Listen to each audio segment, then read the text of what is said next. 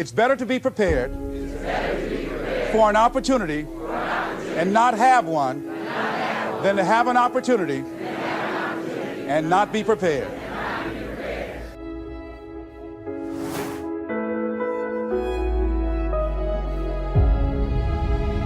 You see, when you're not pursuing your goal, you are literally committing spiritual suicide. When you have some goal out here that you're stretching for and reaching for that takes you out of your comfort zone, you'll find out some talents and abilities you have that you didn't know you have. I started speaking just to elementary school kids because I knew they didn't know what I was talking about. And they gave me all kind of standing ovation. We like you, yeah. Then I graduated up to junior high school and then to senior high school and then to various community groups and church groups and civic associations and then to colleges and to businesses. Now I'm traveling across the country and then traveling nationally and internationally.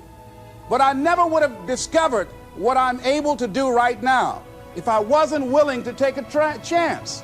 And you've got to be willing to do that. You've got to believe in yourself. A lot of people love me to tell this story. When I got out of school, you know, my first major goal was to buy my mother a home, and my hero in broadcasting was Paul Harvey, and I wanted to become involved in broadcasting, and I loved the disc jockeys that were on the air, and I wanted to become a disc jockey. See, so I started working to develop my communication skills and expand my vocabulary. I started visualizing myself being a disc jockey. I saw myself on the air having a talk show and playing records and people listening to me. That was my vision. That was my dream. I held that in mind constantly, and I would practice all the time. Practice makes what? Absolutely not. This just dislodge that from your mind. Practice only makes improvement. Perfection doesn't exist. You need to take it out of the dictionary. It doesn't exist. Practice only makes improvement. You can always better your best. You have not done your best work yet. As long as you're here, you have a chance to transcend yourself. So don't believe in perfection. It doesn't exist. It only makes improvement. So I would practice every day. And finally, I went over to this radio station, asked a guy for a job named Mr. Birdwell, and I said, how you doing, sir? I'd like to get a job. I was working on Miami Beach at the Fontainebleau Hotel at the time. Jackie Gleason and the June Taylor dancers were famous. And my favorite program on television, most people would not remember, John Beresford Tipton. Hi, my name is Michael Anthony. I have a check for $1 million. How many of you remember that program, all right? The Millionaire, that was my favorite program on television, you know. So this is my fantasy, you know, and every time we would drive from Miami Beach, I would fantasize, oh, that's the house. When I get my million, I'm going to buy my mother that home over there. So that's my fantasy. So I went up to Mr. Butterball, and he said, do you have any radio experience? I said, no, sir. You have any background in journalism? I said, no, sir. I said, but I can never get experience if you don't give me the opportunity. I've been practicing a lot, sir. He said, I'm sorry, we don't have any job for you.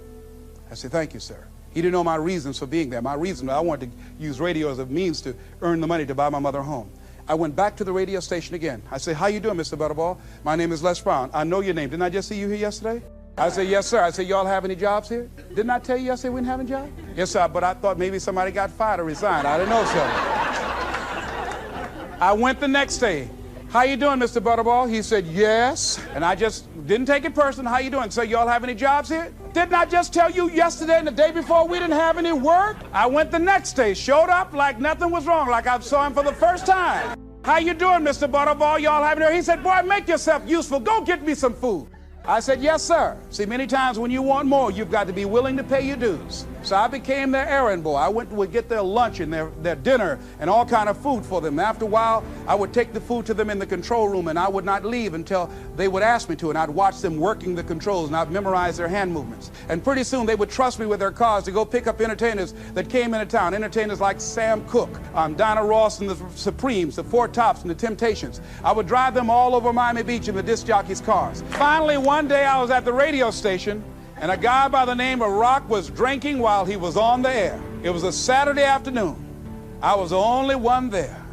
None of the other jocks were available, and I was looking at him through the control room window. Pretty soon the phone rang. It was the general manager. I said, hello? He said, Les, this is Mr. Klein. I said, I know. He said, Rock can't finish his program. I said, I know. He said, would you call one of the other DJs to come in? I said, yes, sir. I hung the phone up. I said, now he must think I'm crazy. I called my mom and my girlfriend, Cassandra. I said, y'all come out on the front porch and turn up the radio. I'm about to come on the air. I waited for about 20 minutes, and I called him back. I said, Mr. Klein, I can't find nobody. He said, young boy, do you know how to segue the records? I said, yes, sir. He said, go in there and don't say nothing here. I said, yes, sir. I couldn't wait to get behind those controls. I put the headphones on. I said, look out, this is me, LB, Triple P, Les Brown, your platter playing papa. There were none before me and there will be none after me. Therefore, that makes me the one and only. Young and single and love to mingle, certified, bona fide, indubitably qualified to bring you satisfaction, whole lot of action. Look out, baby, I'm your love man. I was hungry.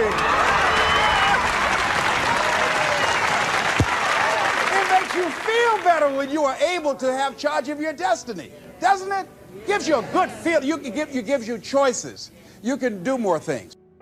Living a dream, changing your life is hard.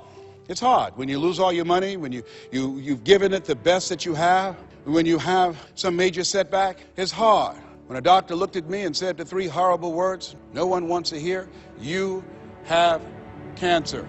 It was hard to mobilize my mind and spirit, to listen to tapes and music and read scripture and be around other people and seeking out other prostate cancer conquerors to believe that I could do this. It was hard. Never forget, my son said, Daddy, are you going to die? Why are you asking me that? You're not going out much. You're not the bubbly personality that I know you to be. You're not talking much. You're spending a lot of time in the room by yourself, Dad. Are you going to surrender? Are you giving up? Are you going to let that doctor's opinion become your reality? Will my daddy see me graduate?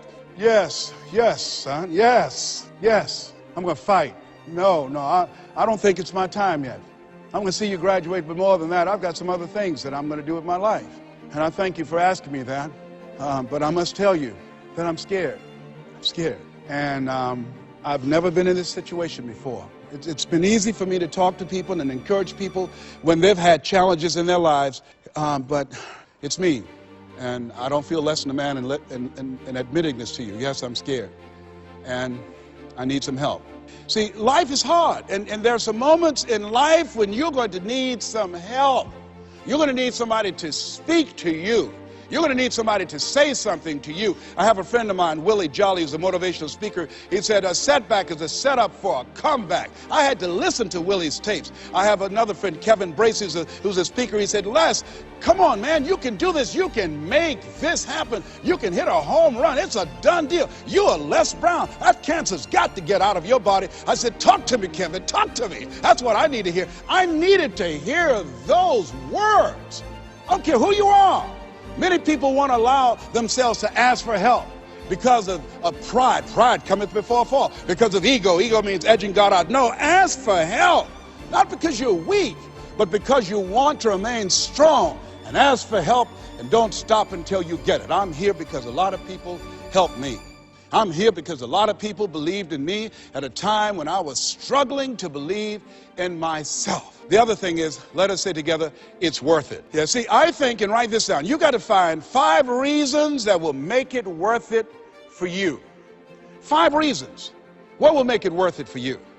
Mine was, I want to take care of my mother. Mine was, I want to do something with my life. What will make it worth it for you? Mine is, I want to leave a legacy. Mine is, I refuse to die an unlived life. What will make it worth it for you?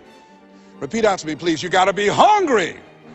As you look at your goals and look at your dreams, write this down. You will fail your way to success. See, 85% of people allow their fear of failure to outweigh their desire to succeed. You're going to make some mistakes, and it's okay. Anything that's worth doing is worth doing badly. It's worth doing right if you know how to do it, but if you don't know how to do it, it's worth doing badly until you get it right. You have to be willing to experiment with life. I've done a variety of things, and I had absolutely no idea I have the ability to do those things. Here's what I can say about you, and I don't even know you.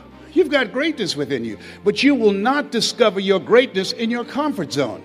You've got to be willing to get outside of your comfort zone, because in order to do something you've never done, you've got to become someone you've never been. And most people, they go to their graves with their greatness still in them. Maybe that's why one woman said in a moment of anguish, what if you live your whole life only to discover that it was wrong? Here's something else as you think about your goals and dreams. What's your why? Why do you want to do it? What drives you?